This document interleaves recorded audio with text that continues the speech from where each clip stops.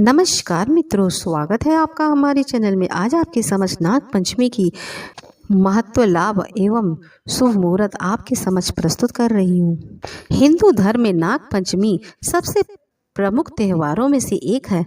भारत, नेपाल और हिंदू आबादी वाले अन्य दक्षिण एशिया देशों में इस त्योहारों पर नाग की पूजा करते हैं। नाग पंचमी श्रावण मास के शुक्ल पक्ष में मनाई जाती है। इस बार नाग पंचमी 9 अगस्त 2024 को मनाई जाएगी। नाग पंचमी एक ऐसा त्योहार है जो देश भर के सभी राज्यों में धूमधाम से मनाया जाता है। मान्यता के अनुसार नाग पंचमी के दिन नागों की पूजा करने से व्यक्ति के जीवन में आध्यात्मिक शक्ति, मनोवांछित फल और अपार धन की प्राप्ति होती है। इसलिए नाग पंचमी तिथि, आइए इस लेख में जानते हैं नाग पंचमी तिथि क्या है। नाग पंचमी पूजा मुहूर्त कितने बजे से है, साथ ही ये भी जानेंगे कि नाग पंचमी त्योहार का क्या महत्व है। नाग पंचमी तिथि, हिंदू पंचांग के अनुसार नाग पंचमी का त्योहार श्रावण मास के शुक्ल पक्ष की पंचमी तिथि को मनाया जाता है। इस साल 9 अगस्त 2024 को है।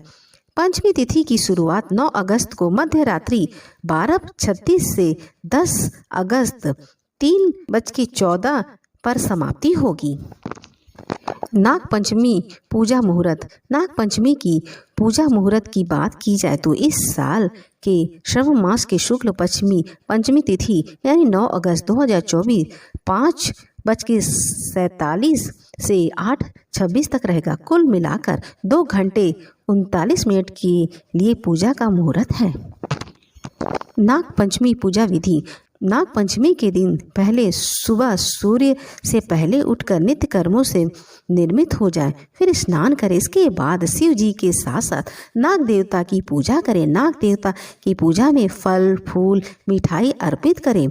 मान्यता के अनुसार जिस जातकों की कुंडली में काला सर्प दोष या फिर राहु केतु से संबंधित कोई दोष हो तो नाग पंचमी के दिन नाग देवता की पूजा जरूर करनी चाहिए। नाग पंचमी का महत्व, नाग पंचमी त्योहार नागों और सांपों की पूजा के लिए समर्पित है। महाभारत में राजा जनमेजय ने अपने पिता राजा परीक्षित की मृत्यु का बदला लेने के लिए नागों का नरसंहार करने के लिए यज्ञ शुरू किया। ऋषि आस्तिक ने नागों को बचाने के लिए हस्तक्षेप किया और यह यज्ञ रोकने में सफल रहे। यज्ञ रुकने का दिन पंचमी तिथि था, जो आज नाग पंचमी के रूप में मनाया जाता है। हिंदू धर्म में नागों को अत्यंत पूजनीय माना जाता है। ऋषियों और देवताओं और राजाओं को अक्सर नागों के साथ चित्रित किया जाता है। नाग पंचमी के दिन लोग अपने घरों में नाग देवता की पूजा करते हैं। उन्हें दूध, चावल, फूल और मिठाई आदि अर्पित करते हैं। कुछ लोग तो नागों को भी दूध पिलाते हैं और नाग मंदिर में दर्शन करने जाते हैं। यह माना जाता है कि नाग पंचमी त्योहार मनाने से भगवान शिव और नाग देवता प्रसन्न होते हैं और भक्तों पर आरोग्य, समृद्धि, मोक्ष प्रदान करते हैं। यह त्योहार हमें प्रकृति का सम्मान करने और सभी जीवों चाहे वे कितने भी छोटे या भयानक क्यों ना हो, उनके प्रति दयालु होने का संदेश भी देता है। नाग पंचमी की सबसे प्राचीन कथा, जब नाग देवता बने भाई। प्राचीन काल में एक सेठ जी के 7 पुत्र थे।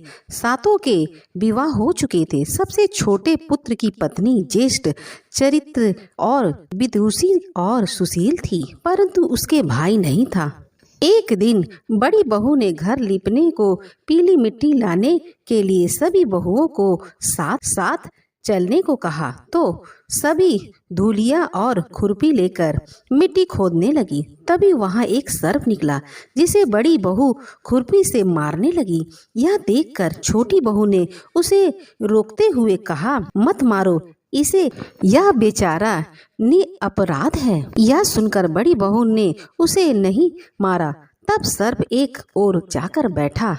तब छोटी बहू ने उससे कहा, हम अभी लौट कर आते हैं, तुम यहाँ से जाना मत। यह कहकर वह सबके साथ मिट्टी लेकर घर चली गई और वहाँ कामकाज में फंसकर सबसे जो वादा किया था उसे भूल गई। उसे दूसरे दिन वह बात याद आई तो सबको साथ लेकर वहां पहुंची और सर्प उस स्थान पर बैठा था। देखकर बोली, सर्प भैया नमस्कार। सर्प ने कहा, तू भैया कह चुकी है इसलिए मैं तुझे छोड़ देता हूँ, नहीं तो झूठी बात करने के कारण तुझे अभी डस लेता। वह बोली भैया मुझसे भूल हो गई, उसकी क्षमा मांगती हूँ। तब सर्प बोला, अच्छा तू आज से मेरी बहन हुई और मैं तेरा भाई हूँ, तुझे जो मांगना हो मांग ले। वह बोली, भैया मेरा कोई नहीं, अच्छा हुआ जो तू मेरा भाई बन गया।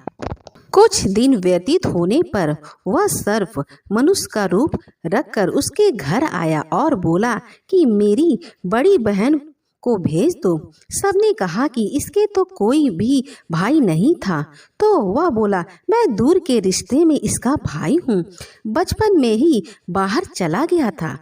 उसके विश्वास दिलाने पर घर के लोगों ने छोटी बहू को उसके साथ भेज दिया। उसने मार्ग में बताया कि मैं वही सर्प हूँ, इसलिए तू डरना नहीं और जहाँ चलने में कठिनाई हो वहाँ मेरी पूंछ पकड़ लेना। उसने कहे अनुसार ही किया और इस प्रकार वह उसके घर पहुँच गई। वहाँ के धन ऐश्वर्य को देखकर वह चकित हो गई। एक दिन सर्प की माता ने उससे कहा, मैं एक काम से बाहर जा रही हूँ, तू अपने भाई को ठंडा दूध पिला देना। उससे यह बात ध्यान नहीं रही और उसने गर्म दूध पिला दिया, जिससे उसका मुंह जल गया। यह देखकर सर्प की माता बहुत क्रोधित हुई, परंतु सर्प के समझाने पर वह शांत हो गई। तब सर्प ने कहा कि बहन को अब उसके घर भेज देना चाहिए। तब सर्प और उसके पिता ने उसे बहुत सारा सोना चांदी जवाहरात वस्त्र आभूषण देकर उसके घर पहुंचा दिया। इतना ढेर सारा धन देकर बड़ी बहू ने ईशा से कहा कि भाई तो बड़ा धनवान है, तुझे तो उससे और भी धन लाना चाहिए। सर्प ने यह वचन सुना तो सब वस्तुएं सोने की लाकर दे दी। यह देखकर बड़ी बहू ने कहा इन्हें झाड़ने की झाड़ू भी सोने की होनी चाहिए। तब सर्प ने झाड़ू भी सोने की लाकर रख दी। सर्प ने छोटी बहू को हीरा मणि एवं अद्भुत हार दिया। उसकी प्रशंसा उस देश की रानी ने भी सुनी थी। वह राजा से बोली कि सेठ जी, छोटी बहू का हार यहाँ आना चाहिए। राजा ने मंत्री को हुक्म दिया कि उससे वह हार लेकर शीघ्र ही उपस्थित हो। मंत्री ने सेठ जी से जाकर कहा कि महारानी जी छोटी बहू का हार पहनेंगी, वह उससे लेकर मुझे दे दो। सेठ जी ने डर के कारण छोटी बहू से हार मांगकर दे दिया। छोटी बहू को यह बात बहुत बुरी लगी। उसने अपने सर्प भाई को याद किया और आने के लिए प्रार्थना की। भैया, रानी ने हार छीन लिया, तुम कुछ ऐसा करो कि जब वह हार उसके गले में रहे तब तक के लिए वह सर्प बन जाए, और तुम कुछ ऐसा करो कि जब वह हार उसके गले में रहे तब तक के लिए वह सर्प बन जाए, और जब वह मुझे लौटा दे तब हीरो और मणियों का हार हो जाए। सर्प ने ठीक वैसा ही किया। जैसे ही रानी ने हार पहना वैसे ही वह सर्प बन गया। यह देखकर रानी चीख पड़ी और रोने लगी। यह देखकर राजा ने सेठ के पास खबर भेजी कि छोटी बहू को तुरंत भेजो। सेठ जी डर गए कि राजा ना जाने क्या करेंगे। वे स्वयं छोटी बहू को साथ लेकर उपस्थित हुए। राजा ने छोटी बहू से पूछा, तुमने क्या जादू किया है? मैं तुम्हें दंड दूंगा। छोटी बहू बोली, राजन धृष्टता क्षमा कीजिए, यह हार ही ऐसा है कि मेरे गले में हीरो और मणियों का रहता है और दूसरे के गले में सर्प बन जाता है। यह सुन राजा ने वह सर्प बना हार उसे देकर कहा, अभी पहनकर तुम दिखाओ। छोटी बहू ने जैसे ही उसे पहना वैसे ही वह हीरो और मणियों का हो गया। यह देखकर राजा को उसकी बात का विश्वास हो गया और उससे प्रसन्न होकर उसे बहुत सी मुद्राएं भी पुरस्कार में दी। छोटी बहू वहां अपने हार और इन सहित घर लौट आई। उसके घर को देखकर बड़ी बहू ने ईर्ष्या के कारण उसके पति को सिखाया कि छोटी बहू के पास कहीं से धन आया है। यह सुनकर उसके पति ने अपनी पत्नी को बुलवाकर कहा, ठीक ठीक बताओ कि यह धन तुम्हें कौन देता है। वह सर्प को याद करने लगी।